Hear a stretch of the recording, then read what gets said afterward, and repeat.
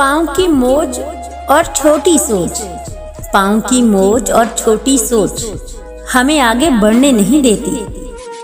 टूटी कलम और दूसरों से जलन हमें अपनी किस्मत लिखने नहीं देती।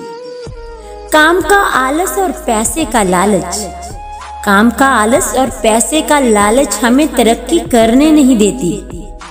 दुनिया में सब चीजें मिल जाती हैं, दुनिया में सब चीजें मिल जाती हैं, सिर्फ अपनी गलती नहीं मिलती।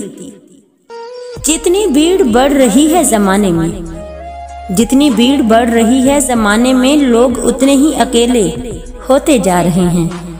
इंसान चाहता है उड़ने को पर मिले, इंसान चाहता है उड़ने को पर मिले, और परिंदे सोचते हैं कि रहने को घर मिले।